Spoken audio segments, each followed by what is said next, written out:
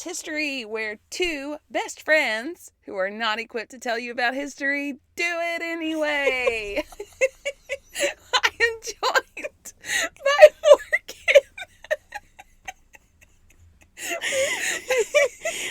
It was just an experience of having you look at me in my eyeballs while saying that for some reason.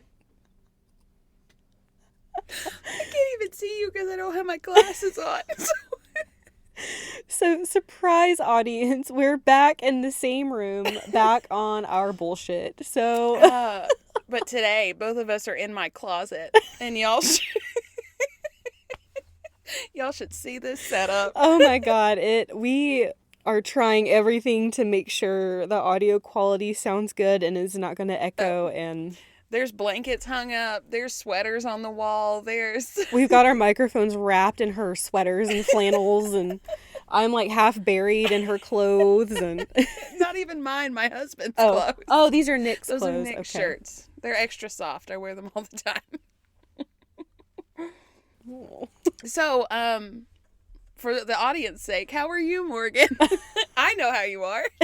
I'm good. I'm here with you. Yeah. And our crackhead energy. Crackhead energy. Oh my gosh. I have to tell you guys what Emily got me for Christmas. So proud of weren't... She literally went to the ground when I opened the present.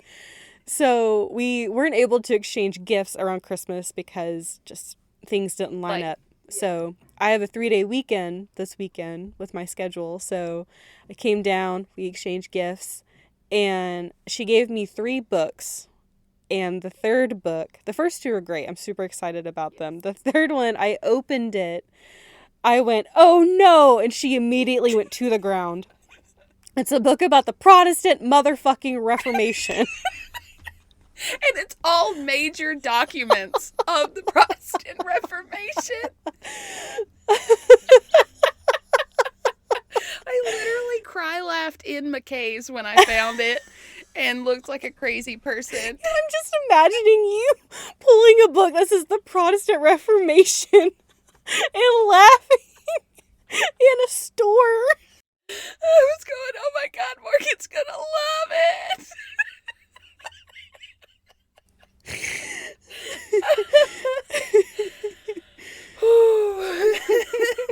It was a day after Christmas. I looked like a crazy person. Because you are a crazy person.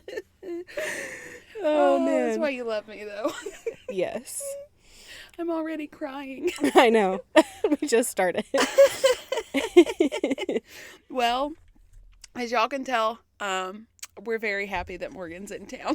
Yay. Yay. Happy to be here. And she got me a t-shirt for Christmas, and the back of it says, Technically, alcohol is a solution. And then it's got like the chemical formula for it. I love it. I love it so much. I cannot wait to wear it. It's like a nice dark like blue, and yes. I knew you would love it. It's my vibe. So, let's get into this skit. Let's do it. Okay. It's 1913, and 2 men are looking at a ship in the process of being built. Adrian, good sir, I do believe this will work perfectly for what I need. That's great, Ernest. The ship was supposed to be part of my fleet, but some things just don't work out the way you want them to sometimes. I'm glad I could help, old chap.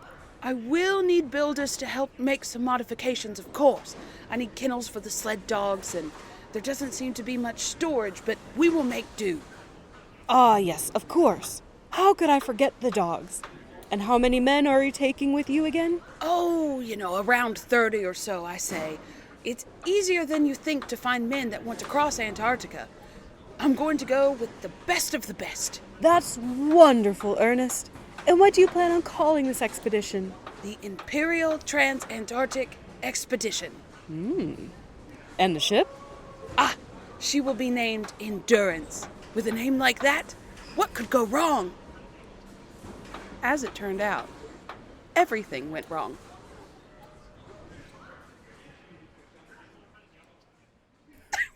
Dun, dun, dun. Oh, no. This is like White Star Line. It's giving bad juju vibes. We've got the White Star Line. We've got the Vasa. And now... I was literally thinking the other day about what I could talk about today. And I thought, you know what I haven't talked about in a while? A sunk ship. So I Googled. She's back on that boatness. I hope y'all are ready for more boats. I got my husband invested a little bit. Oh my gosh, we couldn't get him out of this. We were like, honey, we gotta record. I need you to leave. I love you. So, do you know what we're talking about today, Morgan? I haven't told her on purpose. So. No. So, I know there have been many expeditions to Antarctica. Mm-hmm. Mm-hmm. I assume if everything went wrong, this was not like the historic successful one that happened. Absolutely not. Okay. It is a historic one, but it is not successful. Okay. And we'll get into why in today's episode. It is a fascinating, harrowing tale. So let's just dive in. All right. Okay, so today we're going to talk about Shackleton. Okay. Let me pull up the notes. So it's Shackleton's voyage and the Endurance. The Endurance is the ship. Okay. I feel like I've heard the name Shackleton You should before. have, and we're going to get into it towards the end of the... I almost said semester for some reason. Towards the end. Is there a pop quiz? There is. No.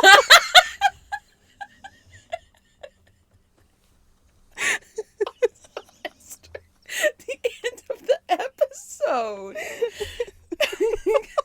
We might have just gone to a dinner party, but I swear I'm not drunk. No, I'm neither fine. of us had any alcohol. For once. For once. What is wrong with us? Maybe we needed it. I guess. God. We're just here with our peppermint tea. Did you spike it? I should have. There's some vodka in there. It's beach. Anyway, so who is this Shackleton man I am talking about right now? His name, for some reason I didn't put it at the top of my notes. I'm so excited. Is Ernest H. Shackleton. Ernest H. Shackleton. I believe his middle name is Harry. But he was born on February the 15th of 1874 in Ireland. And he went to Dulwich College between 1887 and 1890. Now, can we please do math real quick? Because I looked at that and I was like, 1874, 1887. He was 13 in college. So, one thing I learned when I went to go visit my sister is that colleges in the UK are almost like finishing schools for boys. It's not like going to university. University is something different. Okie dokie, thank you. You're welcome. Because I was like, bruh. I didn't know that either until smart. she told me. Because my sister's boyfriend is from the UK. Okay. So. That makes more sense. That does make more sense. So, upon his graduation from this college, he entered into the Mercantile Marine Service in 1890. And then in 1901, he became the sub-lieutenant in the Royal Naval Reserve. Okay, wow. So he's getting up there. Really quickly. Boats are life for him. He, the expedition we're going to talk about today is the Trans-Imperial Antarctic Expedition. Sorry, the Imperial Trans-Antarctic Expedition. But that is not just his only expedition to Antarctica. In 1901, he joined Captain Robert Falcon Scott. What a name. Robert Falcon Scott? Yeah. Fuck yeah. Fuck yeah. I'd go on an expedition with Robert Falcon Scott too. Damn. So, he joined that was the British National Antarctic, or the Discovery Expedition. And that expedition carried on between 1901 and 1904. Was that like the first major like Antarctic expedition? I don't know exactly. Probably because this is, and how all these episodes tie in together. This is like when they started saying that Santa lived on the poles because they were exploring all over the place. So, but we're talking about the South Pole, of course. But he joined this expedition as third lieutenant, and with Scott and Edward Wilson, they took a sledge journey over the Ross Ice Shelf to the latitude of 82 degrees south was reached. So that was the furthest south anyone had reached so far. Okay. His health did suffer. I believe this is the time that he got scurvy. Or it was either this one or the next expedition. He did get scurvy. Oh, boy. And he was removed from duty and sent home on the supply ship Morning in March of 1903. So he didn't make it the entire time on that expedition.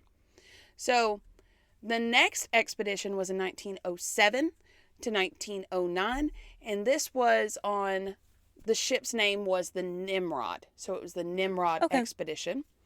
And he and 3 companions achieved the furthest south record, which was 88 degrees south. So he got even a little further. Okay. He got only 112 miles shy of the geographic South Pole. Wow. So in 1907? That's crazy. I'm just thinking about like all the technology we put into cold gear here in 2023. And if y'all hear banging, it's my husband working on a Jeep. So and if you hear snoring, it's her my chonky dog. Parker's having a good little nappy nap under our feet right now. So sorry he snores because he's tubby. So I'm just thinking about the technology we put into like cold suits now, and then they just had whatever the hell they had.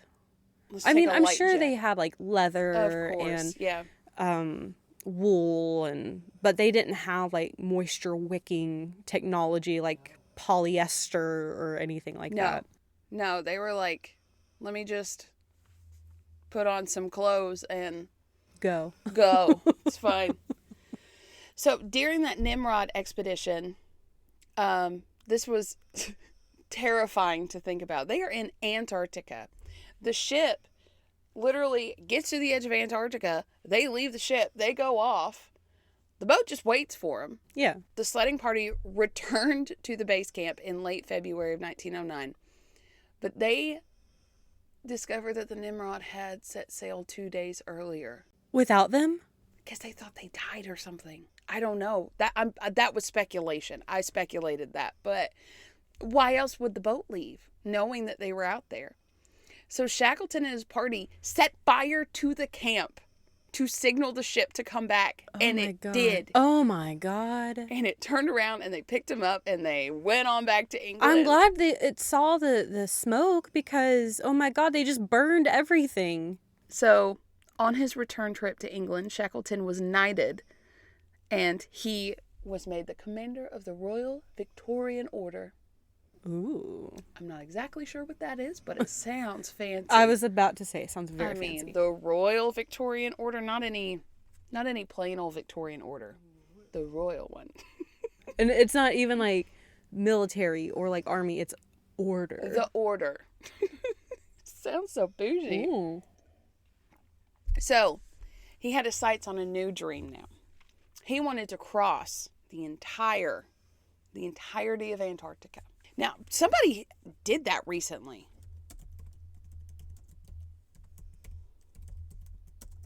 Okay, someone did that in 99 days in 1958. The Commonwealth Trans-Antarctic Expedition led by Vivian Fuch. Fuch, maybe? Is it F-U-C-H? Yeah, Fuch. I think it's Fuch. Fuch? Okay. Okay. I think someone Did it alone. Oh, yeah. Colin O'Brady. He crossed the Atlantic alone, unassisted. He walked it. The entire continent In 2020. of Antarctica. In 2020. Yeah. That's some social distancing right there. Yeah. Wow. That's very impressive. Does it say how long it took him? 54 days. Wow. 54 days, and he walked it. That's insane. That's a hard pass for me. Oh, yeah. No. Yep. So, Shackleton has a new dream. And that dream is to cross the Antarctic, like I said. And he wants to do it like yesterday. Like he is he is itching. He's itching. So he immediately begins to make preparations on doing this.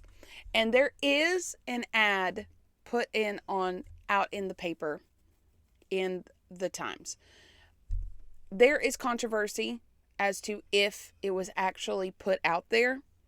It is funny enough for me to say it, and also say that there is a good possibility that this was never put out, because let's see, it's disputed by the Smithsonian, and in 2013 they did put out like $100 reward for anyone who can actually provide an original copy of this, because you would think that somebody out there would save this, but they can't find any evidence of it. They've gone through all the newspapers and stuff, but it's funny.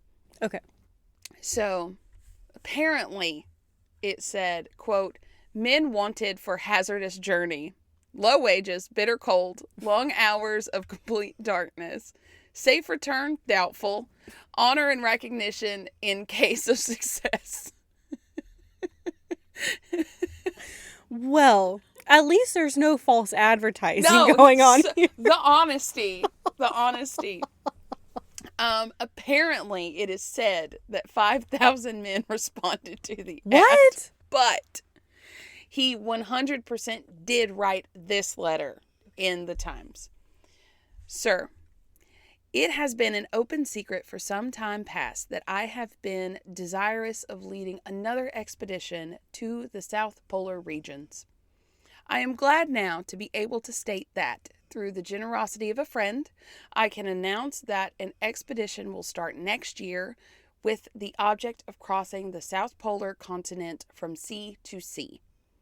I have taken the liberty of calling the expedition the Imperial Trans-Antarctic Expedition because I feel that not only the people of these islands, but our kinsmen in all the lands under the Union Jack will be willing to assist towards the carrying out of the full program of exploration to which my comrades and myself are pledged. Yours faithfully, Ernest H. Shackleton."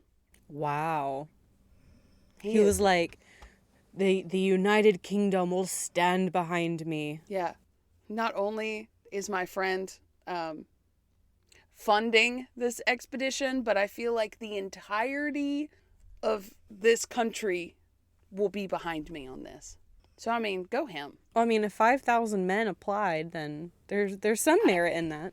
He did actually, a lot of people applied and he didn't take everyone. So, like, Wow. Yeah. But you do have to remember that this is the time that everybody was like doing, like we said in the Santa episode, everyone was doing some crazy shit. Yeah. Just to do the crazy shit because they can. No one was telling them no. Yeah. And like, what else are they going to do? Watch TV? No. Make a podcast? No. From the safety of their closet? No. No.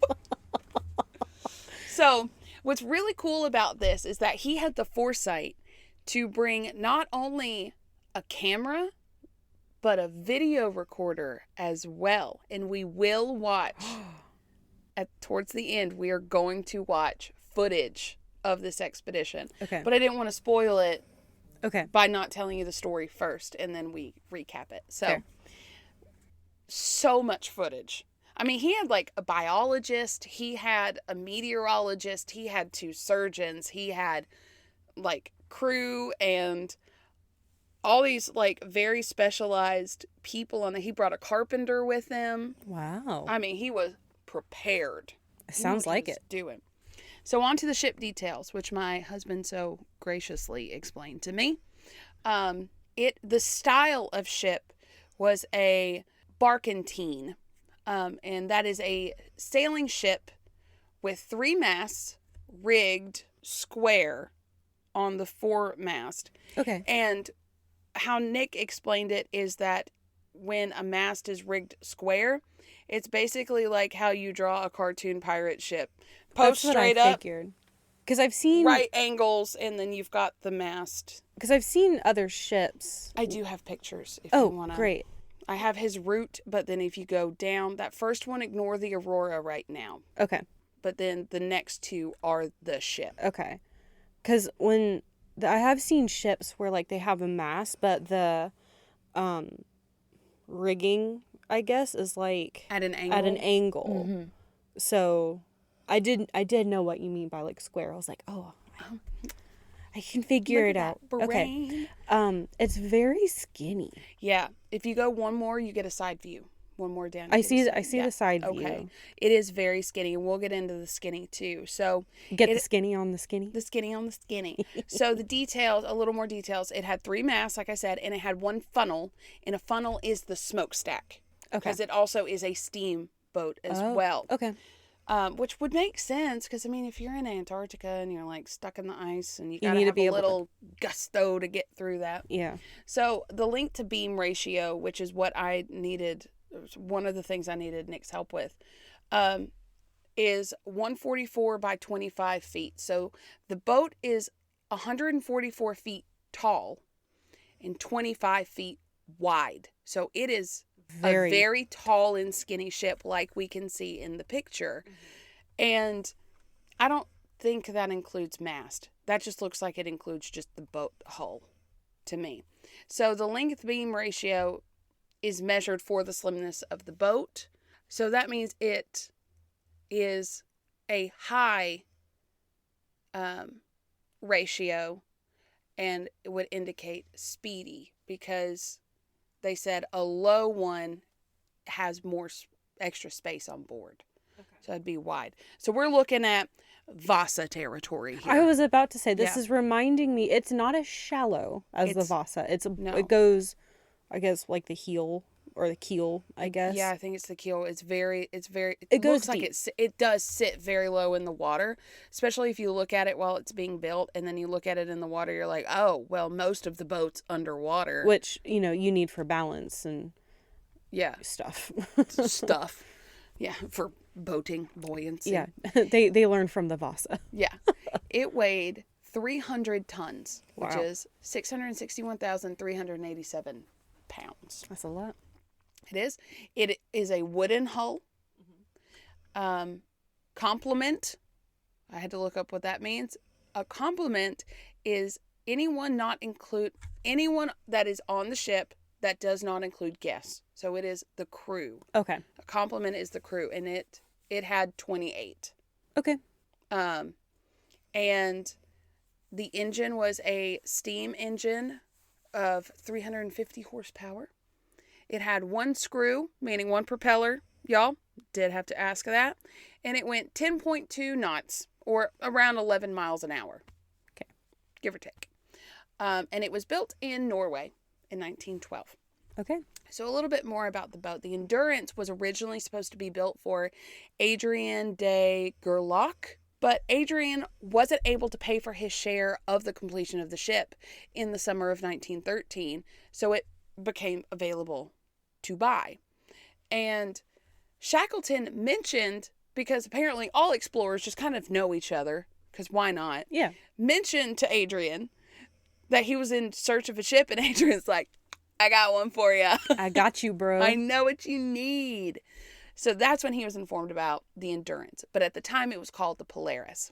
Mm-hmm. So in January of 1914, he purchased the ship, then called the Polaris, for 225,000 kroner, or roughly $21,863. Okay. Yeah. Did you convert that into today's money? I did not. $677,000. Okay.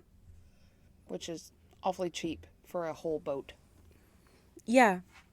Yeah. I feel like that's honestly like what I was expecting-ish. Yeah. Yeah. So, along with all the above specifications, she had 10 cabins, a dark room for amateur photographers, and absolutely no cargo space. So she was not built for cargo. Long voyages. She was just built to Get basically what it's doing. Get to a place. Yes. It's not built for hauling things. She was useless as a sealer and not bougie enough to be a yacht. Okay. So, Shackleton's like, perfect. Great. Love this. And she was thought to be one of the strongest ships for ice work ever built. Bruh. This is a year after the Titanic sank. Yes.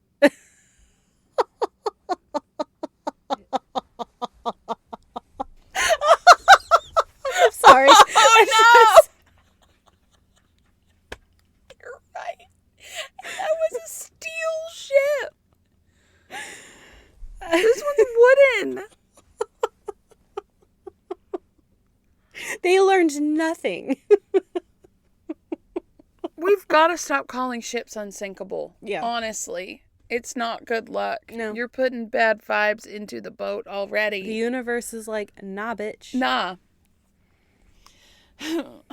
So, on Shackleton's previous expedition, he wanted to name the ship Endurance, but he was unable to rename the other ship, so it remained the Nimrod.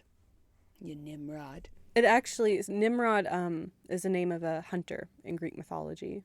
The only reason that it people think it means like moron or something is because in an episode of Looney Tunes, Bugs Bunny calls Elmer Fudd Nimrod to be sarcastic and be like, "Oh, you great hunter," but sarcastically, but no one knew what Nimrod meant, so they just assumed it meant like stupid person. So that's how Bugs Bunny changed the etymology of Damn it, Bugs Bunny. Nimrod. You had too good of like humor. You just went over everyone's head. Damn. He's like a very like historic, famous, good hunter. So, okay. Well, like mythologically, of course, hunter. Of course. Anyway, thanks for that. You're welcome. I had no idea. A history lesson within a history lesson. Oh my God, it's like Inception, historyception. So he was determined to change the name of this boat. I mean, he bought it. He's going to change it. So we changed it to Endurance.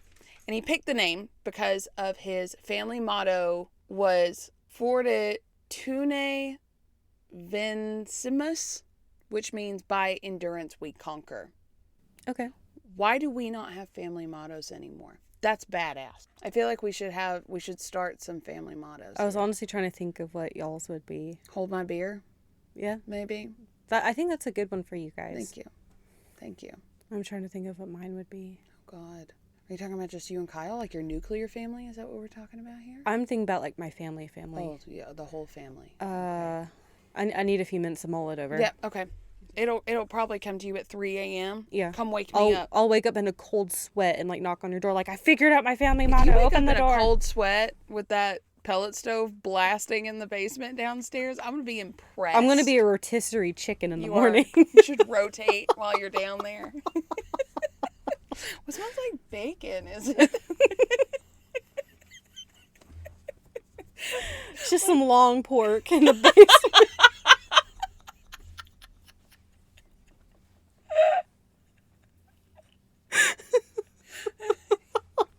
It gets so dry down there, like the air gets so dry. You might end up looking like again the grandma in SpongeBob. Chocolate.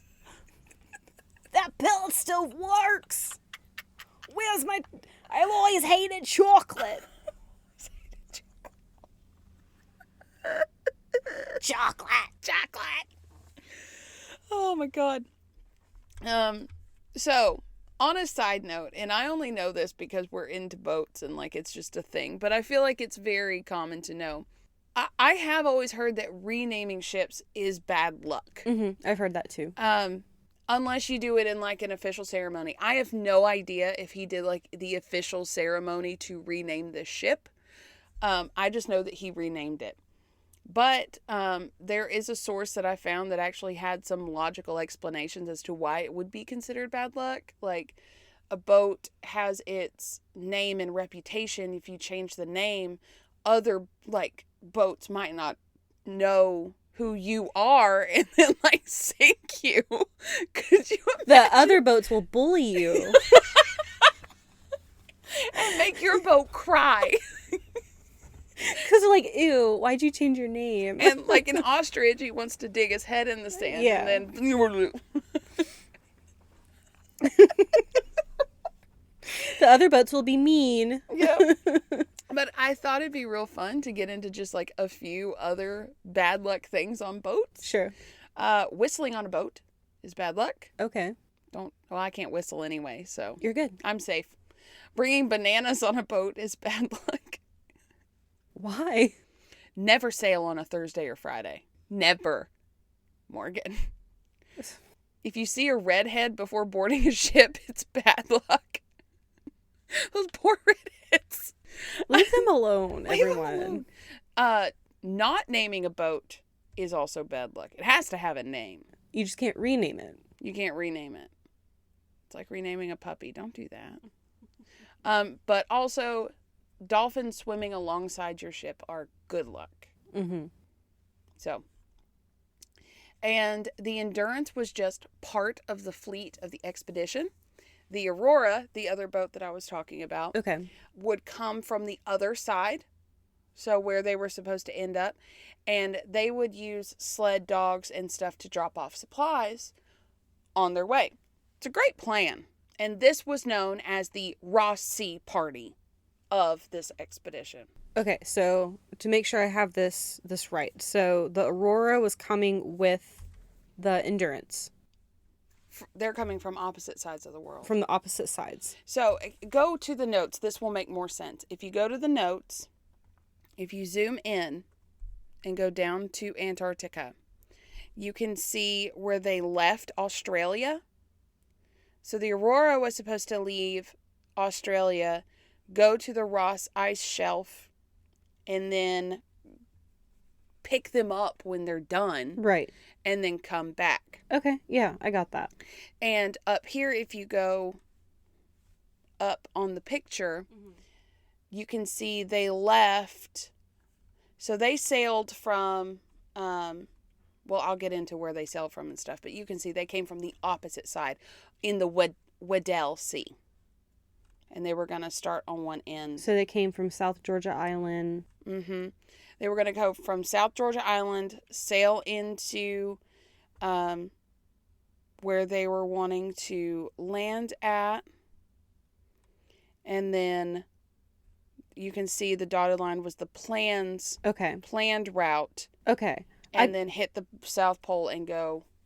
I got that part. I think the part I was confused about was when you say they're going to drop off supplies via sled dog, did you mean like teams from the Aurora was going to venture out to drop off supplies, or? Mm-hmm. So the team from the Aurora was going to go part of the way into Antarctica because they would have enough with them to get them like 2/3 of the way through. Okay. And then the Ross party was going to drop off supplies along their route, and then they were all going to get on the Ross or the Aurora and go. Okay.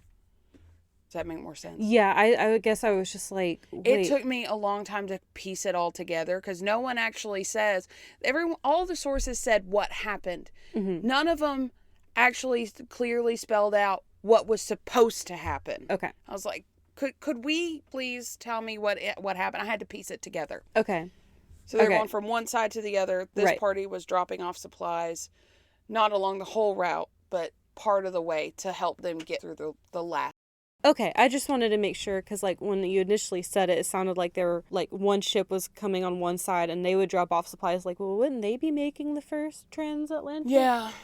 Okay. Yeah. I just wanted to make sure that I was understanding. Yes, the ideal is that their party coming from the Weddell Sea side would be the one that made it the entire way through. Okay. Not just part of the way up. I gotcha. Yeah. Because that had been done before. Mm-hmm. So we've got the Ross Sea party set up. He's got his boat. He's got his crew. He got all the stuff put together. Let's get this expedition underway. Let's do it. So in the beginnings, August the 8th of 1914, the Endurance sailed for Antarctica from Plymouth in England, not the United States. Yeah. Shackleton was actually not on board. He still had matters to attend to at home, so the boat left. He caught up with them. He left from Liverpool on September the 26th of 1914, and he was on a mailboat to join the Endurance in Buenos Aires. Okay. So he met up with them in Buenos Aires, and when Shackleton caught up with the ship, he relieved Worsley of direct command, and he had to get rid of a bunch of seamen for disloyalty, insubordination, and drunkenness already. Wow. Okay. So I think in Buenos Aires, he actually recruited a few more people to replace those people. Okay. So, and then Frank Wild showed up with all the sled dogs. So all of a sudden it was much noisier and a lot dirtier. I'm sure. Because there were like 60 sled dogs. Oh my God. Yeah. I mean, think about it. They have like 30 men. These men are having to cross. I don't think, obviously not all of them were going to cross because you had to get the boat back somehow. Someone had to sail the boat. Yeah, somebody had to sail the boat back. So, but Frank Wild turned into Shackleton's now second in command.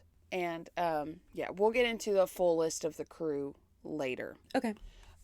So on October the 26th, the whole crew departs from Buenos Aires.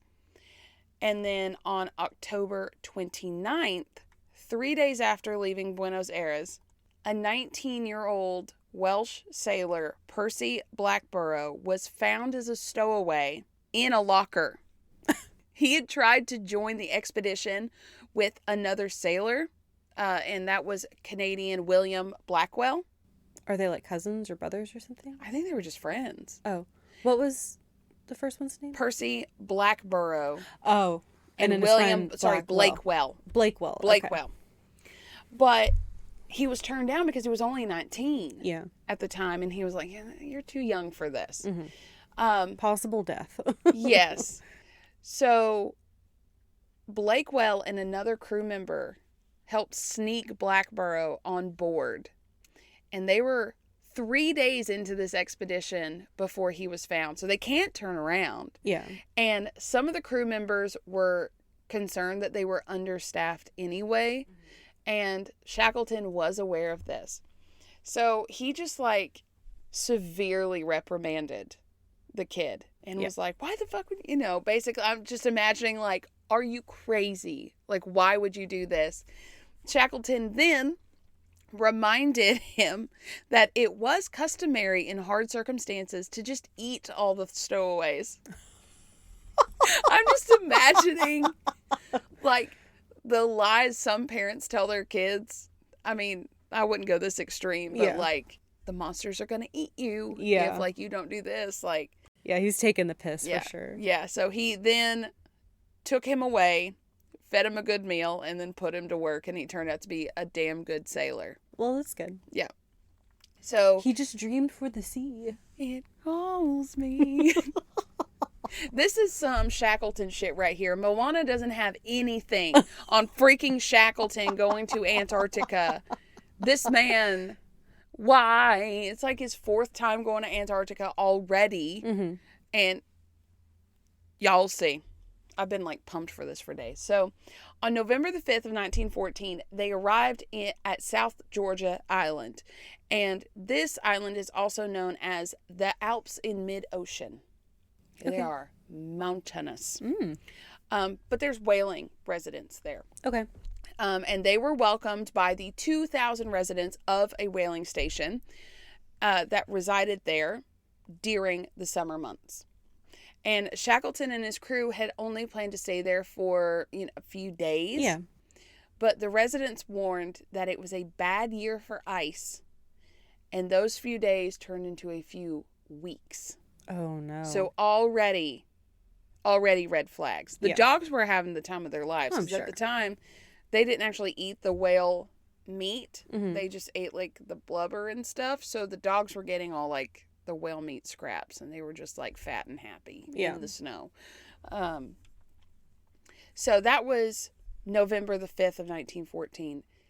They didn't get back on the water again until December the 5th. Wow. They were there for 4 weeks. Wow. And they were supposed to be there for a few days because of the ice. Well, that's crazy too, because like during this time it would be summer in the southern hemisphere. Yep. I actually have a note about that. Oh. In a few. Yeah, you read my mind. Always.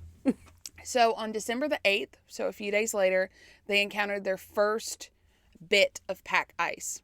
And what, if y'all don't know what pack ice is, because I didn't know exactly what pack ice is. Pack ice is big chunks of just floating ice. It's basically like islands of ice. And they get just slammed together thanks to the currents of the water. And they form into this big mass, and they get bigger, but then sometimes they break apart, and sometimes they jump on top of each other, and like, it's kind of scary shit. It sounds honestly. like it. Water is dangerous in itself. Icy water is very dangerous. So they've already in December encountered their first bit of like a bunch of pack ice. Big red flag. We've already got a couple red flags here. Yeah, like, it's... You're a month behind already. Yeah. Red flag. So, at this point, they were 1,000 miles away from their intended landing destination. Oh my God. The Vessel Bay. The Vessel Bay. And they were 600 miles away from the closest landmass. Not that they would know, because that landmass wasn't even discovered until 15 years after this happened. Wow. So they were just... Had no idea. They were out in the middle of nowhere. Yeah, I'm looking at the map, and they are... Like, I see where it says December 7th, enter pack ice. Yeah. Like, oh man, they're very far away. So far away. And I would like it to be known that Christmas of 1914, that is the same Christmas that the truce happened. So there's a lot going on. There's a lot going on around the world. It was said that he did actually offered to stop the expedition, not even go, and let the military have the boat because of the impending war that was coming. Oh, wow. But they were like, nah, I think we're going to be fine. We're fine. It's going to last a couple months, right? Yeah, if you listen to that episode, they're like, we're just going to nip this in the bud real quick. Nope. They didn't. No. They didn't. So, all of this is happening around the world at the same time that these people are just going. Yes. They probably... When did they leave again? In... October of 1914. So they have... Yeah, like, the war has started already. World War I has barely started. Barely started. But still, like... Yeah. Goodness gracious. So... January the 10th of 1915, though slow, they were making progress. And they spotted the fronts of Coates Land. So you can see they're getting real close. Okay. By the 10th. And so they began to make preparations for landing at Vessel Bay. And the next few days were good sailing, good conditions. They made it 120 miles in the next 5 days. Okay. So they were going. Chugging along. Mm-hmm. During this time, they saw a large pack of gray-beater seals heading north while they were heading south. Red flag. If the animals are retreating, leave. So should you. Yes. Mm-hmm. So now my next heading is stuck. Oh, no. On January the 18th of 1915, they were only 80 miles away from their landing point. Oh, man. And the pack ice closed in again. They were able to break free the first time, but they closed in again. And they were there a week later, and the ice was solid. Oh, my God. And it is important to note, this is where I have the note, this is peak summer. Yeah. Peak summer right now. And this ice is already just closing in on them. Oh my God. So on February 21st of 1916, they were still stuck in the pack ice after over a month. I do have a question. Yes. So I assume, like, they couldn't just leave on the pack ice, like, to try to get to the other ship. No, because the pack ice is floating independently of the land. So they were stuck basically on a moving island. Gotcha. Okay. So they couldn't just like abandon the ship and then try to go. It is too far away to like try to get to the land. And you can see on the map where it says they go through the heavy pack ice. So the Endurance got stuck on January the 18th. They were so close to land. So close. But they weren't connected. So they couldn't get onto I see. the land. Yeah. Icy. So they had sailed over 12,000 miles. 1,000 miles of it being through thick ice, only to be stopped 60 miles from their destination. Honestly, that's stuck. Devastating. But they hadn't lost hope yet. Okay. So they spent the next month stuck on the ice. Month. Oh, it gets worse. Oh my God. A month. Oh my God. After a month, he made the call to ready themselves for winter. They're like, we'll just hope for the best and try to get out of it in the spring. So at this point in time, at one point during this time, they saw open water. If they were like, if we can just break through this, we can get into the open water, go around the pack, it will be fine. Yeah. They spent 2 days sawing and chipping and trying to get out of this pack ice because it had like squished them in it. Yeah. They didn't make it. Oh my God, no. 2 days working nonstop trying to get this boat unstuck out of this ice. And they didn't make it to the open water before it closed back up with another piece of pack ice. Oh my God. But the men were still in good spirits. They knew this was a possibility. So they spent their days just kind of doing what they need to do, playing with the dogs. I mean, there were 60 dogs, well-trained dogs. And there was even a cat on board. Aww. And his name was Miss Chippy. And I did say his name was Miss Chippy. Yep. All right. And if you go to the skit, you can scroll down and see, if you keep scrolling, he's towards the bottom. There is a picture of Miss Chippy. Oh. Yeah. Look at that kitty cat. Kitty cat. So, Shackleton was still talking about crossing Antarctica. And in the next season, so he was still talking about crossing in the next season. So they spent the winter, he had planned on spending the winter training with the dogs and, playing with them, of course. But none of the crew actually had ever been on a sled before behind dogs. So he was like, well, I guess we're gonna practice. Okay. So they did all that and occupied their time, and they were still able to use the ship and stuff. Yeah. And honestly, it's the weirdest thing to look at, and I did put you can look at some of the pictures that I put on there.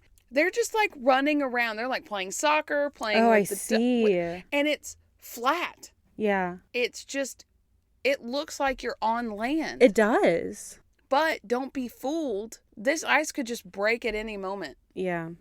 Oh my God. And July 14th of 1915. We just went from February to July. How did they have that much? They were like hunting like seals and penguins and stuff. Wow. Oh my God. Oh my God. Mm-hmm. 7 months? It's worse.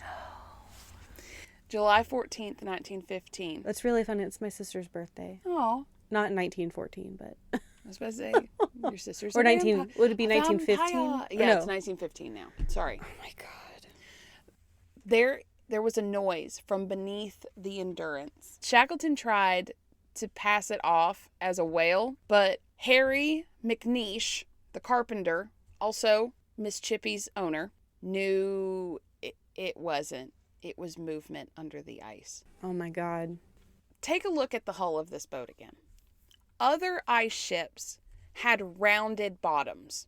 Mm-hmm. So that when the ice squishes, it just pops up, sits on the ice, and then when the ice separates again or when they get it chipped out, it just sits back down. Also, I just saw, like, in the front view of the ship, there's a guy down there. I just saw him. What? If you go, like, look at the bottom, there's a guy. Oh my God. The thing is tall as hell. Good Lord above. All right. So, okay. So when the ice comes together, the flat bottom, the more rounded bottom ones, they sit on top of the ice and they don't get crushed. Mm-hmm. Whereas the Endurance was so tall and skinny and had a V'd hull, it was getting squished like too many rubber bands around a watermelon. Kind of squished. But very slowly. And they were still hoping for the best because it's a big ship, it's strong. I mean, you could take a little pressure, and then if it moves... Yeah, it's wood, It's forgivable for the most part. Shackleton had been warned when he bought the Endurance that this could happen. Because it wasn't built for ice, right? I don't think so. I don't know exactly what I feel that like Adrian guy was going to use it for. I feel like if you were making a ship to go through ice, you would at least like put steel on the front of it to like cut through ice, right? Or like reinforce it. Maybe, but wouldn't that get too cold and then freeze? I don't know. I don't know how to build an ice boat. We've established we should not be building boats. Especially winging them. Yes, seriously. But, I mean, I just feel like there's other preparations that could have been made. At least, like, hey, maybe he was warned. I guess they did all they could. Yeah. What are you going to do? Say, no, I'm not going to sell you this boat? Because it will be ruined. Yeah, there's no way you could even predict that. Yeah. Anyway. Yeah. And, again, this ice is unpredictable. At any minute, the ice could just crush it. Mm-hmm. Or the ice could break apart and it would float again. There's no way. Who knows? Yeah. And only luck had kept the ship going this long in July.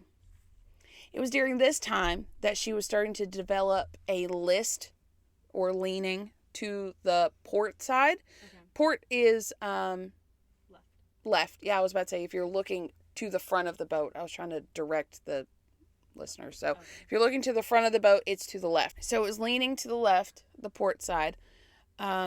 Along with the beams were buckling and the rudder got damaged. And the ice had been calm and flat for all this time. And now it was starting to buckle and look kind of like chaos. Okay. Some ice blocks could be pushed 15 to 20 feet high on top of each other before crashing down. Oh my God. Yeah. So it was thought that the Endurance had a very narrow escape on one time because one pressure wave stopped, like it pushed a piece of ice and it stopped 15 feet short of the ship from just crashing into the side of it. Wow.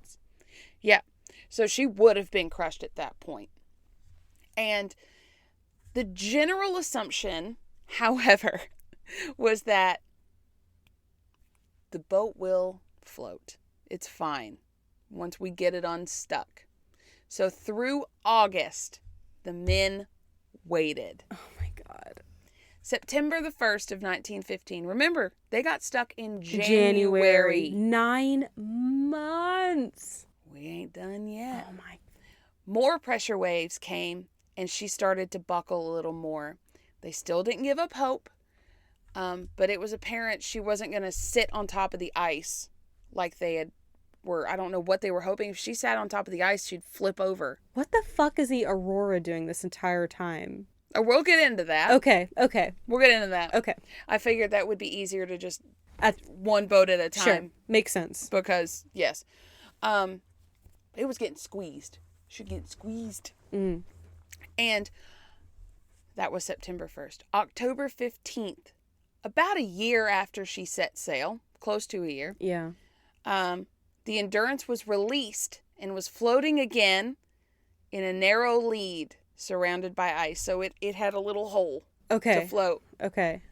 October 17th, pressure waves came back. The ice closed in again and started squeezing the hull again. Oh my God. She listed 30 degrees. Shit. But slowly righted herself. That was on October 17th. October 20th, the boiler was filled and the steam raised. They were hoping for the best. They were starting the engines up, hoping for Just the like, best. let's just kind of plow our way through. October 23rd, McNeish, the carpenter, built a cofferdam in the engine room because water was starting to leak into the engine room. And despite the dam, the steam pumps had to be kept working constantly to pump the flood water out of the ship and back up from hand pumps. So they not only did they use the steamship, but they used hand pumps. Oh my God. The ship was weakened. If the ice got a hold of her again, they knew it would be over. October 25th of 1915, it was clear that the ship was losing its battle with the ice. It was being squeezed on both the starboard and port sides, and even from the stern as well. And the stern is the front. They stopped the pumping. The stern is the back. They knew. The bow is the front. The stern is the back. God, did I say the front? Yeah. Damn it. No, it's the stern is the You back. don't know boats. Fuck, I do know boats. I always remember the bow. I think of like a bow, and that's how it's. And then I think of the stern stops, like the back is flat. So stern, that's how I remember. I can't believe I got those. I literally went through it in my head reading my notes earlier, and like I still fucked it up. Why am I like this? So they stopped pumping. They knew even if the ice let her go, she wasn't gonna float. Yeah. So on October 27th of 1915, the pressure increased. The cook, Mr. Green, made his last meal in the galley. They ate their last meal in the ship. And at 5 p.m., they were ordered onto the ice. And it was officially too dangerous to inhabit anymore. Because, I mean, once it sinks, it's just going to go right down. Right. But it's still above water. Yeah. So after 10 months of having their boat as their shelter, now the men were on a giant floating piece of ice, completely at the mercy of it, and it was starting to show signs of melting around the edges. Son of a bitch. And it could move. It could crack open at any time. Oh my God. So this is just wild. Okay, so on October 27th, they abandoned it, meaning they spent the next few weeks salvaging what they could off of the ship. So they were still getting on it and like taking stuff off. But they weren't inhabiting. But they were not inhabiting it. So they were just trying to survive at this point. The ice had floated them 1,100 miles in 281 days. Please go back to our map here. Yes. So the yellow part right there is the Endurance stuck on the ice. The yellow, it's floating them away, far away. Very far away. From where, so the Endurance was crushed on October 27th. And then you can see a few days, no, it's not a few days, it's a month later. They spend the next few weeks salvaging what they could. Mm-hmm. On November the 21st of 1915, so they've been on the boat, they've been on this ice. Almost a year. Mm-hmm. The Endurance finally slipped beneath the water. Wow. And was completely lost. So once the ship was completely gone, and guys, this is a big trigger warning. We're about to talk about the dogs, and I feel like you know where I'm going with this. Once the ship was completely gone, the dogs' days were numbered. Yeah. They didn't want to do this. Yeah. But not only would the dogs provide food for them, dogs eat a lot of food. Yeah. To survive. So during this time, the carpenter McNeish staged a small rebellion, and it didn't really go anywhere. He was What like, was he going to do? I think he was questioning Shackleton's leadership. Okay. And I think his point was, well, the ship's gone. You're not the captain anymore. Yeah. Like, kind of a vibe, but it didn't really go anywhere. But again, like, what are they going to do? They're stuck on ice. I think they were just starting to go a little nuts. You know what? Like, I can understand that because they spent almost an entire fucking year on a floating piece of ice. And unfortunately for Miss Chippy, he went too. It is very hard to say Miss Chippy and then say he. I had to really think about it. And I cannot imagine, like, knowing what you're doing is, hoping for your prolonged survival. But, like, after especially almost a year of, like, bonding with these animals and, like, training with them and, oh, my God, I cannot imagine, like, the emotional turmoil. So, Frank Wild, the second in command, quoted... Oh, and those are his dogs, too, aren't they? I have known many men who I would have rather shot than these dogs. Oh, my God. I'm about to cry for this man. Oh, my God. Oh, This is so devastating. And, okay, I need you to really think about these dates here. November 21st is when the Endurance finally slipped beneath the water. November 21st of 1915. On March the 30th of 1916. Oh my God. The last of the dogs were shot. So they hung on to as many of them as long as they could. Yeah. And it's not like they did a mass killing of them or anything, but they did end up having, but March. That's 4 months. Yeah. And it was 60 dogs, right? And a cat with 28 men. Yeah. So that was, I'm trying to do math and I can't right now. 4 times So that's like 4. almost 3 dogs a week. 4 months. 4 months is 4 weeks, 16 weeks. I was doing 6 times 4 because I'm dumb. So 60 divided by 16. 3 to 4 dogs a week. Okay. I had bad math, but I ended up in the same. You had the wrong formula and I you did. Still got the right answer. You know what? I don't know how that happened, but here we are. Oh, gosh. Okay. So that was March 30th. The last of the dogs were shot. On April the 9th of 1916, the ice melted enough that the men could put the lifeboats that they had salvaged in the water, and they had plans to head north to reach Deception Island. Okay. Which turns out to be an actual very beautiful place, but like the name. It's Deception Island. But because of wind, storms, more ice, they couldn't make it to that island. Okay. So on April the 15th, they ended up on Elephant Island. Okay. And they stepped foot on land for the first time. In over a year. 497 days. Oh my God. And it was on a deserted island. Yeah. Of just snow.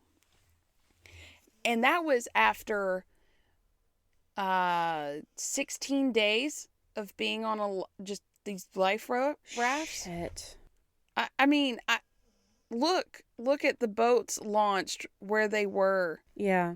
Okay. They were farther from where the boats were launched to Elephant Island than they were from Antarctica when they got stuck. Yeah. Oh my God. Yeah. So, this next one is called It's Worth a Shot. Okay. So, on April 24th, so they spent, 9 days on this island. Shackleton decided he had to leave Elephant Island to try to reach North Georgia Island. Look how far away that is. That's where they started, was North Georgia Island. And return to his crew with help. That meant he and a handful of other men had to travel over 900 miles in a 25-foot raft in some of the most dangerous waters imaginable. He only had a chronometer and a sextant, which are very yeah, there's like no tech in that. No, I mean, they're used for navigation. They are At least used a for sextant navigation. is, but yeah. Lord. North Georgia Island is very small, and you had to be precise with this. Yeah. But, like I said, it's worth a shot. I mean, what are you going to do? What are you going to do? So, they rigged one boat with a sail and 1 month of supplies of goods. He could have fit more supplies, but he figured in a month he would either be back with help or dead. Yeah. So him and 5 other men set sail on a 25-foot raft. So they averaged about 60 miles a day. The sail was completely useless because it just froze over because it was so wet and cold. And the waves were constant. And any exposed skin was rubbed raw by the constant, like, battering of salt water. Yeah. And on their 5th day out at sea, they headed straight into a gale. Oh, no. And it nearly capsized the boat. Oh, my God.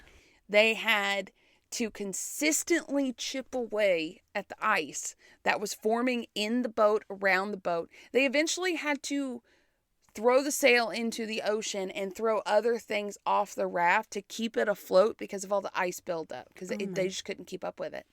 And on the 11th day, another gale was... They headed right into another gale on the 11th day, and it almost capsized them again. And on the 14th day, they spotted South Georgia Island. Holy shit. They spent another night on the ice trying to find a good way to get to the island. Yeah. In hurricane force winds.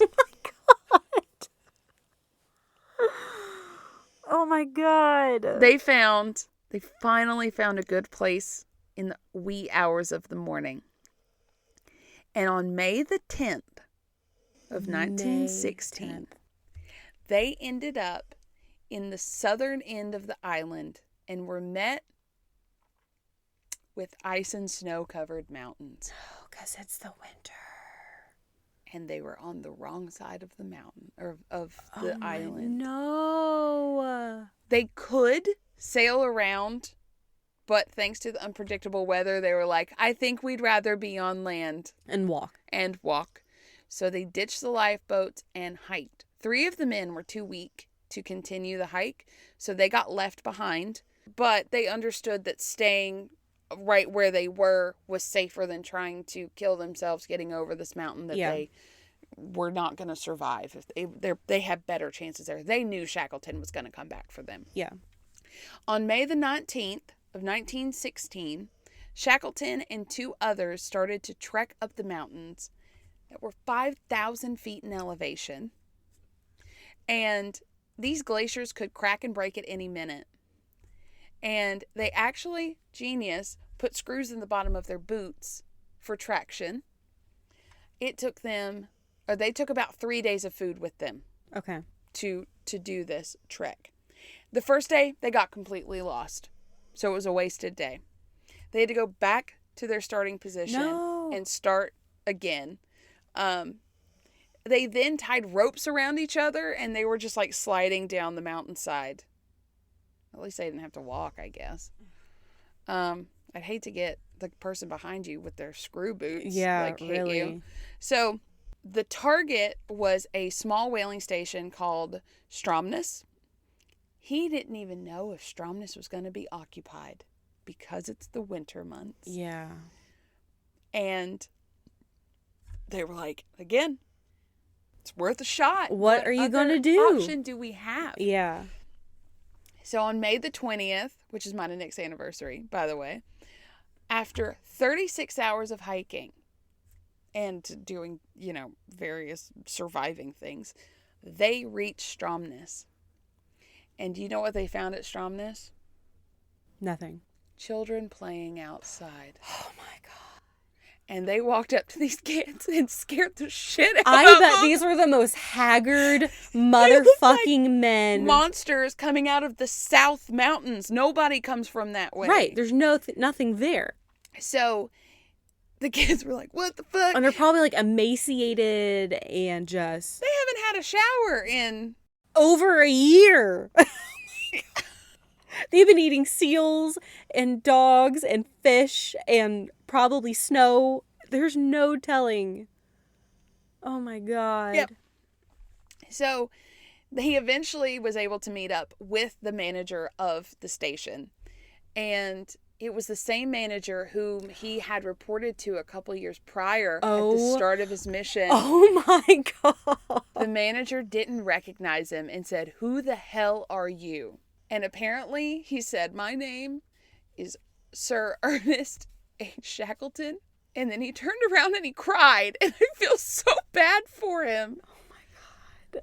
But they got him set up. They were like, "Oh my God, he looked so skinny and haggard and horrible. The beard was probably insane." Yeah, and... he's like, "I just didn't recognize you. Yeah. What the hell?" So, oh, Shackleton. I know. So he did not rest until the 3 men on the north side of the island, south side, whatever side of the island, were rescued. And then he was like, "We have to go get the other men on Elephant Island." Mm-hmm. One little problem in the form of World War I. Oh no. World War I was in full fucking swing. It was like halfway over, right? In 1916? It was in 1918, right? I think so. That sounds right. So yeah, it is. We're in the middle. Full swing. So the British were like, "But we can't help you with your however many men that were left behind." I think it was like 22. Eventually, the Chilean government gave him a boat. Like, oh my God. The Chilean government gave him a boat, sent people down. And the boat was called the Yelko. And they went back to Elephant Island. On August 30th of 1916, all 22 men left Elephant Island. Oh my God. Were rescued. I have chills. I literally got like a full body chill. They were on the island for 127 days. What? They had made shelter using lifeboats. There's a picture. If you scroll down. Wait. Tell me, when did they get picked up again? On August the 30th of 1916. They left in May. Oh my God. They showed up in Stromness in May. They left in April, late April. Oh my God. 127 days on the island. And they made shelter using the 2 lifeboats. Mm-hmm. And they lived on penguin and seals. And though there were complications like the stowaway, when they were making their way from the pack ice to Elephant Island, all the toes on one of his feet got so frostbitten that they had to amputate it. Oh my God. On the island, they amputated all of his toes successfully, and he was fine. He probably didn't feel anything. No, everyone lived. Everyone that went on the Endurance lived, except for the animals, of course, and we're all very sad about that. But I want you to look at the list of crew. So we have Ernest H. Shackleton, of course. We've got Frank Wild. He is second in command. I read through some of these and they're funny. So this is why I wanted you to see this. Also, look at that stance, Frank Wild. Good for you, sir. He's got the pipe and everything, yeah. Frank Worsley, he was the captain. He was the one that they were like, "You are not in charge anymore." Okay. Mr. Greenstreet. Lionel Greenstreet. Yeah. Look at the ice mustache. Yes, I love it. Hubert T. Hudson, navigator, the best penguin catcher. Well, look at him with his penguins. He's got a picture of holding 2 penguins. Yeah, so he was a great skill because he would catch the penguins. Hudson suffered particularly badly from ill health in the boats before Elephant Island and also when waiting rescue. Oh, man. Cheatham, it was his 4th trip. Wow. Look at that picture. There's like one eye closed. Yeah. Like, it's great. Lewis Rickinson volunteered for a trip to Antarctica despite a particular aversion to the cold. Wow. Also, I don't want to miss Thomas Crean. Oh, yes. But rather gruff in the way he dealt with the world. Yes. Wow. I just saw where he outlived Scott and Shackleton. Wow. Let's see. Alexander Kerr, a quiet, capable, and dependable. No, it's Quiet, quiet. capable, and dependable man. The youngest member of the Endurance crew until the stowaway was discovered. Macklin, he had the job of driving a team of sled dogs and caring for all the dogs. Oh my god. He was one of the surgeons. Yeah. Yeah, so they just had the surgeons just in case. Mm-hmm. And they had another surgeon. McElroy? Sure, I think it's McElroy. That sounds right. McElroy was suffering from malaria at the time of his interview, and that he contracted in the Far East and shook constantly while with Shackleton, but he was still taken on. Wow. Let's see. He was a geologist. This is Wardy. That he gave Shackleton some of his own money to help buy fuel for the Endurance. Wow. Much loved as he was willing to trade his tobacco ration for rock specimens with men who had long since smoked theirs when stranded. He kept his tobacco rations for over a year. Man needed it. Yeah. The meteorologist cracks me up. Hussey? Yeah. See, the smallest man on the expedition. Hussey's interview with Shackleton ended with, "Yes, I like you. I'll take you." Shackleton told him afterwards he took him because he thought he looked funny. Wow. Hussey's ready wit and banjo playing helped raise morale. When the men were only permitted 2 pounds of personal effects after the Endurance sank, Shackleton took Hussey's banjo along, even though it was way over the allowance. Oh. He needed that morale. Reginald James. Gentle Jimmy had some wonderful electrical machines which none of us understood, and a joke of ours that annoyed him very much was that he did not either. He joined the expedition almost by accident after hearing about it from someone he didn't know very well. Wow. So, just so y'all know, we are reading from the Cool Antarctic. What's the website? CoolAntarctica.com. Okay. Yeah. Dower Scott. Robert S. Clark. Yeah. He carefully collected specimens and lost them all. No. Yeah. Oh, that poor biologist. I know. Frank Hurley. Let's see. He was the official photographer. He was the only one that Shackleton didn't meet or interview before it set off. Wow. Yeah. And then there was an official artist, George E. Marston. Marston made sketches of life on the pack ice. Oh, also wow. on Elephant Island. And he sacrificed real big when he gave away his oil paints to be helped use as caulk. Wow. To caulk up the board or the boat that Shackleton and the 5 others took to South Georgia Island. Wow. And oil paints are not cheap. No. Oh, man. Yeah. And I'm looking, it looks like he made that hood that he's wearing. Yeah. So, Thomas Ord-Lees was the motor expert and storekeeper.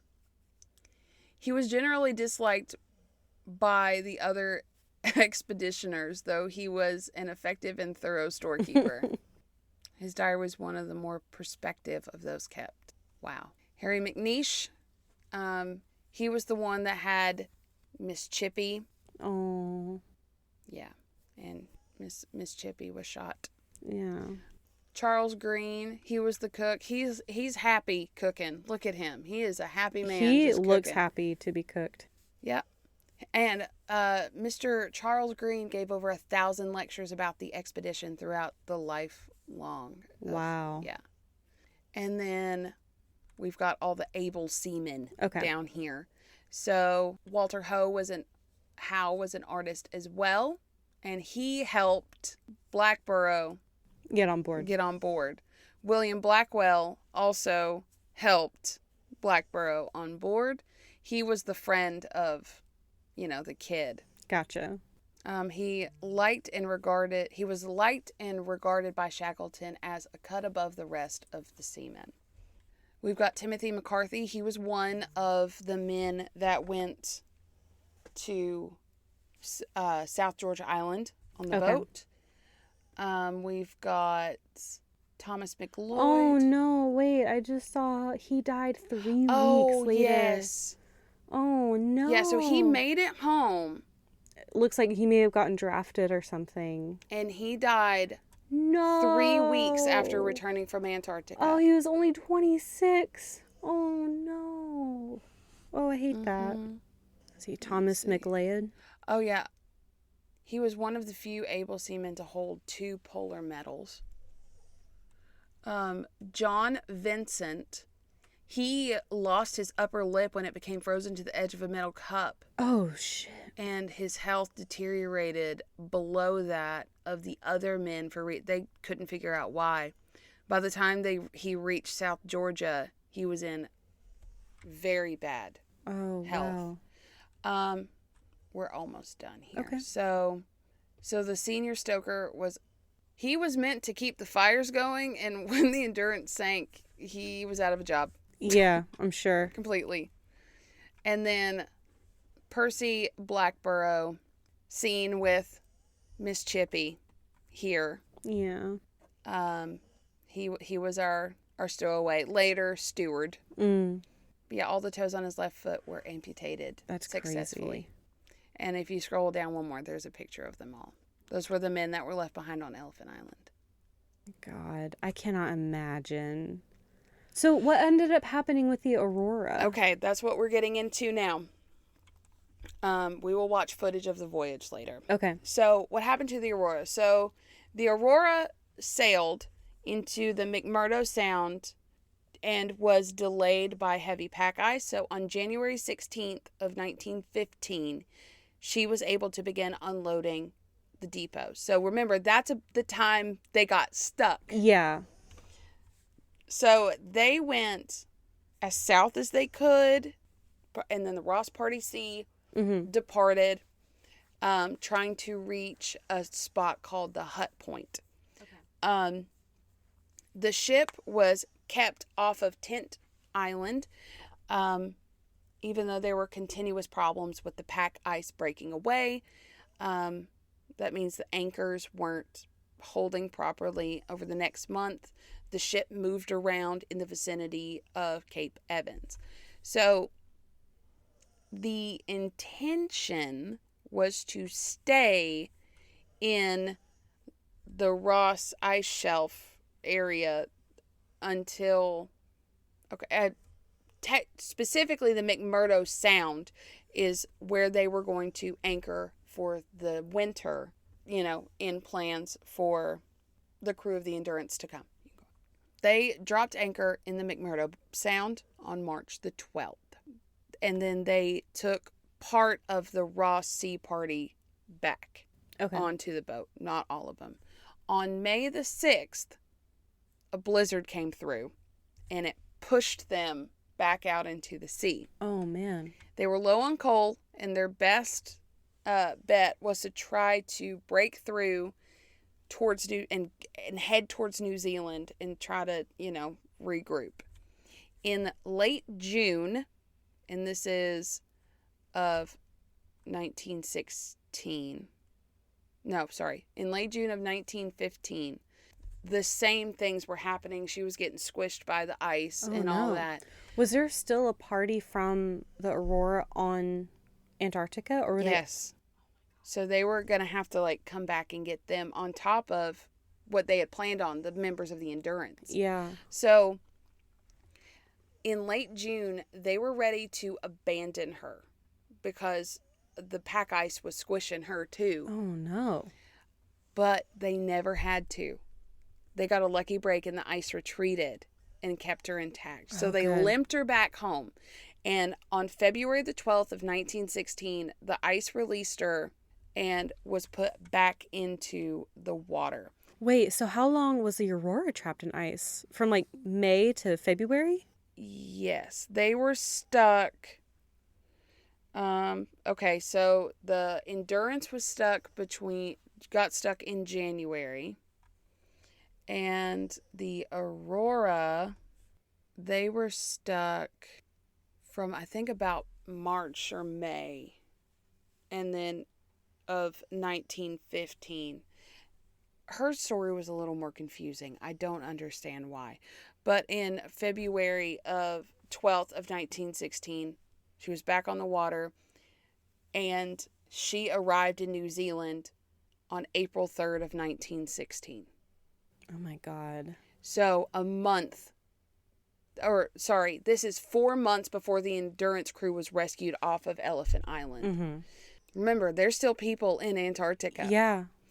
Shackleton reached New Zealand in the beginning of December of 1916.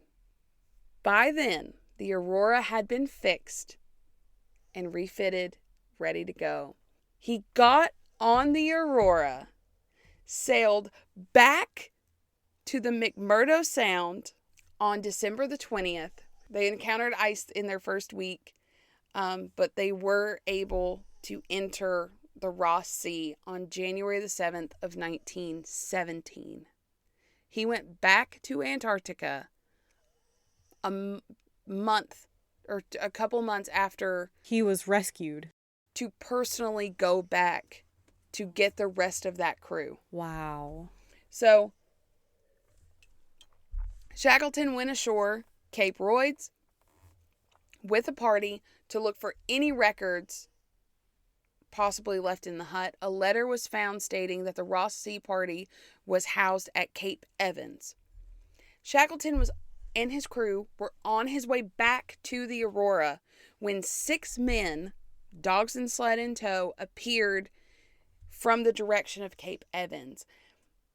At 1 p.m., this party arrived on board, and Shackleton learned that of the 10 members left behind, when the Aurora broke away on May the 6th of 1915, only 7 had survived. Wow. Oh, man. So he did lose 3 people in that party.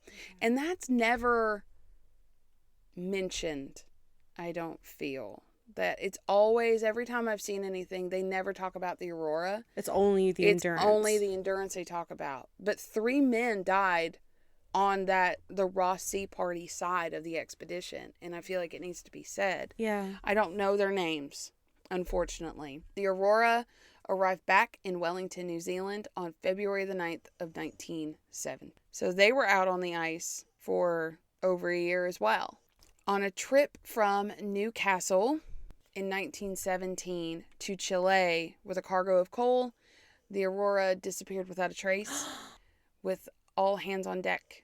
And she was posted missing at Lloyd's of London on the 2nd of January of 1918 and was suspected a casualty of the First World War. Oh my God. Emily, oh my God. The full body just like shut down. So after everything, the Aurora was sank because of the war. Oh my God. Was it the original crew? Like, I don't know. I think that at this point it was being used for cargo. Okay. So it's not like she sank on the way home from like that. Okay. But still. She sank. Oh my God. So after the expedition, Shackleton served in the British Army during World War I and served as a military advisor in the North Russia Expeditionary Force during the Russian Civil War. He attempted a 4th Antarctic expedition called the Shackleton-Rowett Antarctic Expedition. And he was going to be aboard the Quest in 1921 with the goal of circumnavigating the continent. Okay. So he wasn't trying to cross it, just sail around it. But, I mean, the problem was he never even made it to begin with. Yeah. So I guess he thought maybe if he stayed far enough away, he wouldn't get in the pack ice. But unfortunately, Shackleton died in Grytviken, South Georgia, which is the whaling station he started at. Wow. On the other expedition. And they said that the immense strain of the expeditions themselves, on top of raising the funds to finance these expeditions, it's just too much. Just wore him out and killed him, honestly. And He died January the 5th of 1922. Wow. Mm-hmm. So, just a little bit left. The Endurance wreckage. So, On the south side of Elephant Island, at Stinker Point, is a place called Wreck Bay, and that's where there is some known wreckage of the ship. And in 1998, these remains were recognized as, probable wreckage from the Endurance.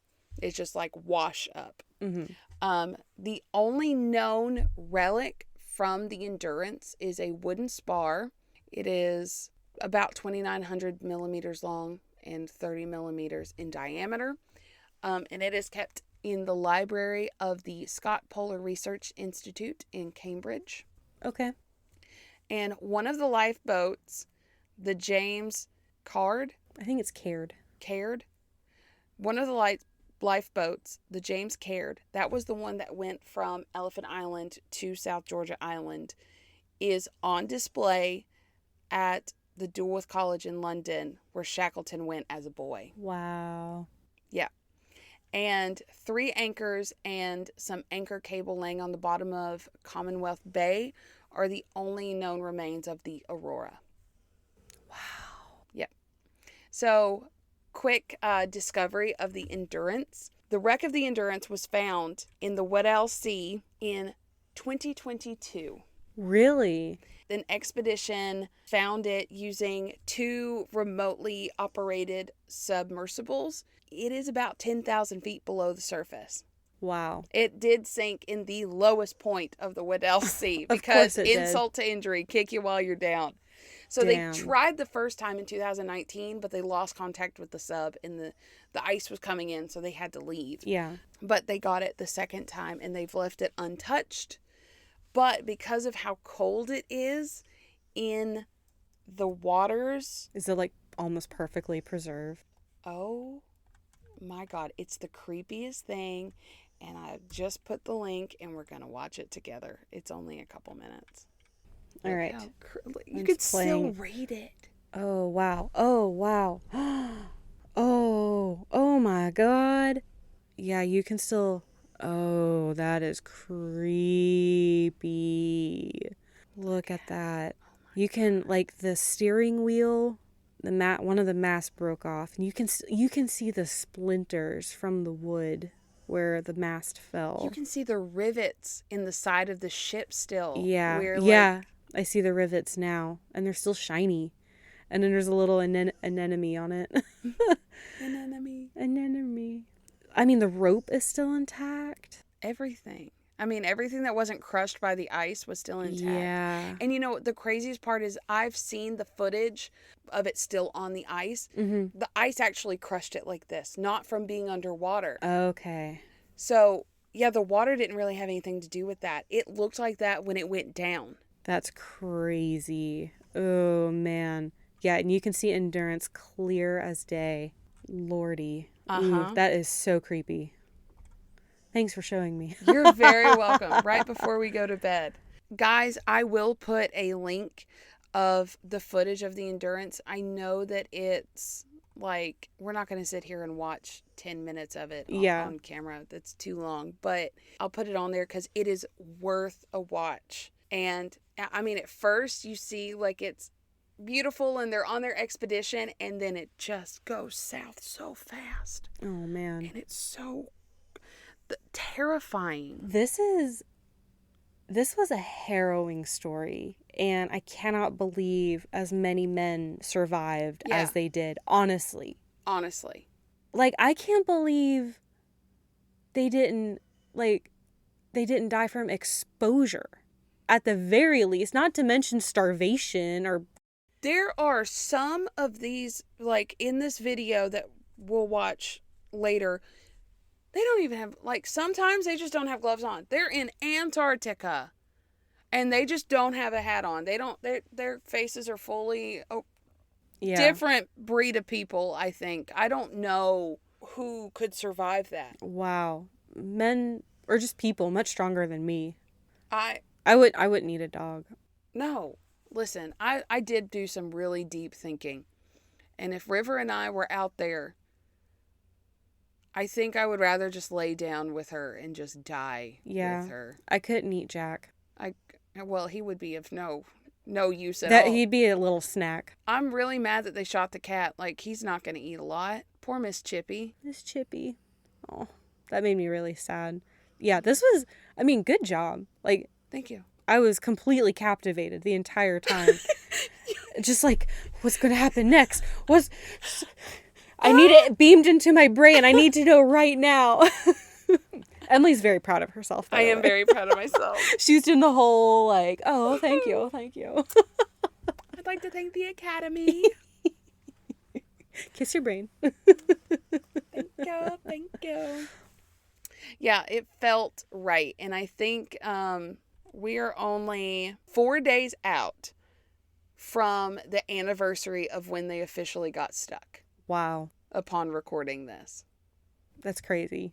What's with you and like lining these things up like this? I just let the universe pick my topic. I just do. And I wish I could sound less weird about that, but I literally am just like, this one feels right. And then it always turns out to be like close to the day of the anniversary or something like that. I don't know.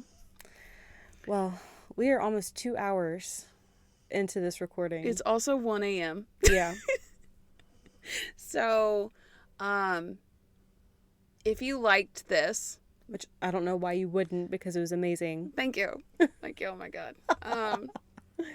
Listen, I was captivated while researching and I was like, no way.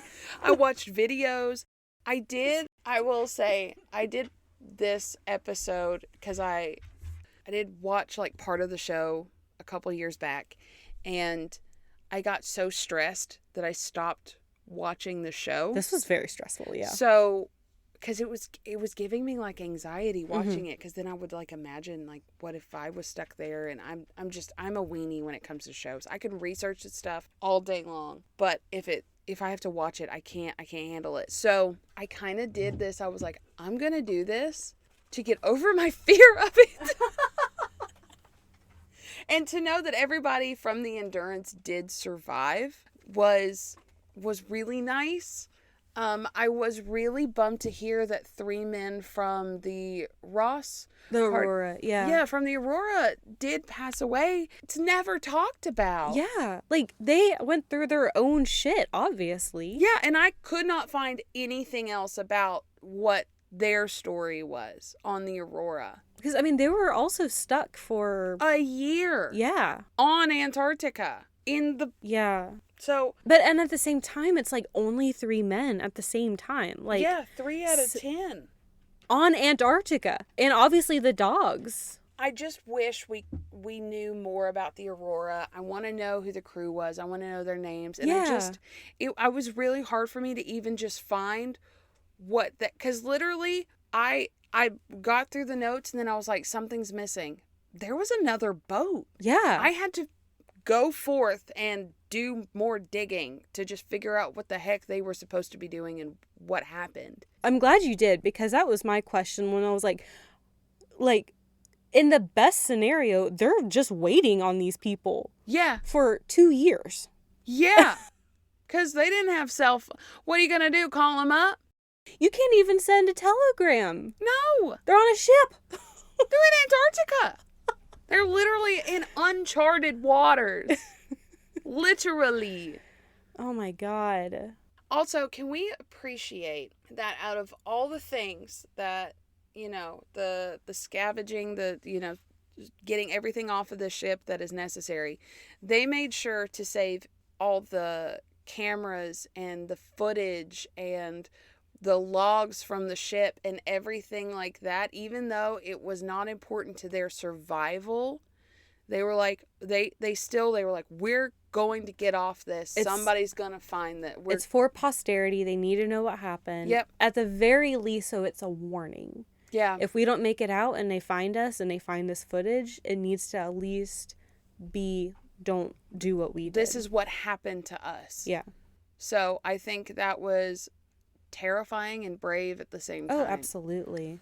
Oof, I'm getting like full body chills I again. literally, also, I was researching this and it was very cold in my house and I was like wrapped in a blanket and I was like, oh my God, I would have never survived.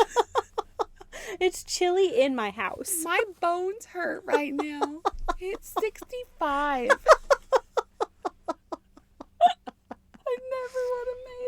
Never.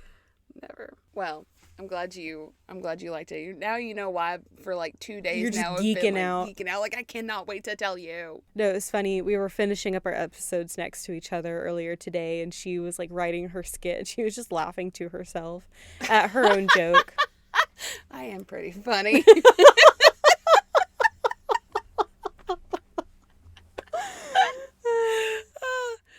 I love it. Well, I guess if you're gonna go to Antarctica, use the right boat. Yeah. We should do our socials. Yeah. Forgot about the socials. Yeah. Okay. Well, if you like this, you can find us Facebook. We have an ill-equipped history podcast Facebook group and page. Sorry, we've been going at this for 2 hours. My brain is It's going downhill fast. Instagram at ill-equipped history. Patreon At ill-equipped history. No, Gmail. wait.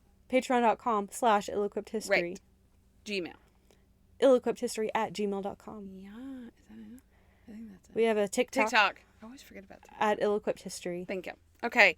Yes. And so, like I said, if you are going to Antarctica, pick the right boat. Yeah. And, it's 2024 now. Check the weather. Also, maybe just don't go to Antarctica unless, like, you're a researcher and then, like, you've got more safe, You have a cell phone. You can call someone if you me. get stuck in ice. Yeah. Hey. Yeah. Maybe just don't go. Yeah. Do we really need to know? Leave it to the penguins. It's fine. Yeah. Do we really need to know that bad? I don't What's know. down there? They do a lot of ice cores. They take samples from ice to, like, figure out science things. That's all I know. People smarter than us. No. The answer to that. Way smarter. I've had too many head injuries to be that smart. Just from car accidents alone. I know. Let alone falling. My dad hit my head on the ceiling fan when I was a small child. I wish that was a lie. It's not. I remember she came to school one day and she was like, I fell off a cinder block. I was standing on it to, like, you're like hooking something onto a tree and you're like, you would like slice your leg open. As an adult, I fell off a porch with a knife in my hand.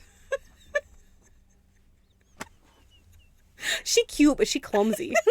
I can't keep myself upright for shit. I have constant bruises on my entire body just from walking into things in my house that I put there. I decorated the house. Like, I know the furniture's there. I'm still walking into it. Oh, man. Okay, well, we'll let you go now. Yeah. Thanks for listening. Okay, bye. Okay, bye.